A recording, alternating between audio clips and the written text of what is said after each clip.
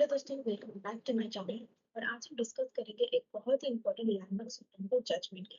ये case motorcycle accident compensation के बारे में है। और सबसे इम्पोर्टेंट बात ये है कि कोर्ट ने होम मेकर के काम को भी इक्वली इम्पोर्टेंस दी है। मतलब इक्वल वैल्यू दी है, जैसे कि एक ऑफिस गोइंग हस्बैंड का काम को, मतलब घर का काम को भी लीगली रिकॉग्नाइज किया गया है इस केस में। तो चलिए शुरू करते हैं। चलिए इस बैकग्राउंड समझते हैं। तो इस केस की बैकग्राउंड ये है कि 12 अप्रैल 2014 को दिल्ली में एक एक्सीडेंट हुआ जहां पर एक स्कूटी ने एक कार को हिट कर दिया और कपिल, जिनका नाम विनोद जो कि 29 ईयर ओल्ड है, और पूनम जो 26 ईयर ओल्ड है, दोनों की डेथ हो गई। फिर एफआईआर लॉन्च हुआ against the driver under section 279 and 304 of IPC.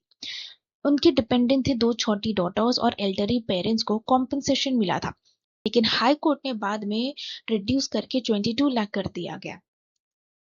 चलिए पार्टीज कौन कौन इन्वॉल्व थी इसके बारे में जानते हैं। तो पिटिशनर कृति और एक और डिपेंडेंट था जो डिसीज कपल के फैमिली मेंबर्स थे।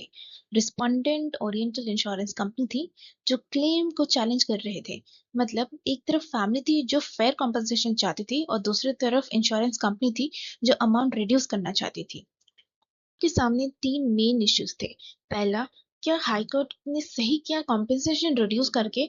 दूसरा ये था कि क्या होम मेकर का काम इक्वली वैल्यू देनी चाहिए हस्बैंड के काम के साथ। सवाल जेंडर इक्वालिटी और जस्टिस के लिए बहुत ही क्रूशल था। कोर्ट ने ऑब्जर्व किया कि हाई कोर्ट ने आर्बिट्री तरीके से कॉम्पेंसेशन को रिड्यूस किया है। मतलब सुप्रीम कोर्ट ने बोला कि होम मेकर का कंट्रीब्यूशन इकोनॉमिकली बहुत ही ज्यादा वैल्यूएबल है।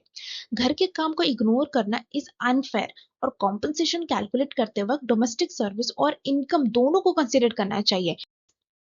चलिए बात करते हैं लीगल प्रिंसिपल्स की।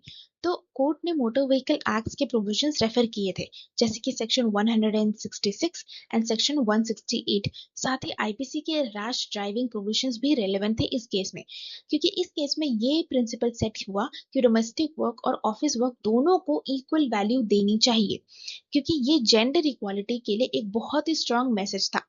कोर्ट ने बोला कि होम मेकर का काम इनविजिबल नहीं है, उसकी इम्पोर्टेंस वर्थ रिकॉग्नाइज करनी चाहिए। चलिए अब जानते हैं सुप्रीम कोर्ट ने क्या जजमेंट दिया। तो सुप्रीम कोर्ट ने कॉम्पेंसेशन रिस्टोर किया और एनहांस भी किया, जहां पे फाइनल अवार्ड 40 लाख के ऊपर डिसाइड हुआ। और कोर्ट ने क्लियर बोला कि होम मेकर का काम हस्बैंड के एम्प्लॉयमेंट के इक्वल है, इसलिए इंश्योरेंस कंपनी को डिपेंडेंट को कॉम्पेंसेशन पे करना होगा। चलिए अब जानते हैं इस केस का क्या इम्पैक्ट था सोसाइटी में। तो इस जजमेंट का इम्पैक्ट बहुत ही बड़ा था, क्योंकि सबसे पहले ये जेंडर इक्वालिटी को स्ट्रेंथन करता था। एंड दूसरा, ये होम मेकर का कंट्रीब्यूशन को लीगली रिकॉग्नाइज भी करता था। एंड तीसरा सबसे इम्पोर्टेंट था कि प्रेसिडेंस ये सेट करता था फ्यूचर मोटर एक्सीडेंट क्लेम के लिए। मतलब अब कोर्ट होम मेकर का काम को इग्नोर नहीं करते हैं और डिपेंडेंट को एक फेयर कॉम्पेंसेशन मिलेगी इस केस के थ्रू। तो इस केस का कंक्लूजन ये था कि ये हमें याद दिलाती है कि जस्टिस सिर्फ इनकम के बेस्ड पर नहीं होती है, बल्कि डोमेस्टिक वर्क को भी इक्वली इंपॉर्टेंस देनी होती है, क्योंकि इस रूलिंग में डिपेंडेंट के लिए एक फेयर कॉम्पनसेशन इंश्योर करती है और सोसाइटी में ये भी स्ट्रॉन्ग मैसेज देती है कि होम मेकर का काम कोई इनवैल्यूएबल या इररेलेवेंट नहीं है। So दोस्तों, this was the end of the video. I hope you like this video, this case analysis.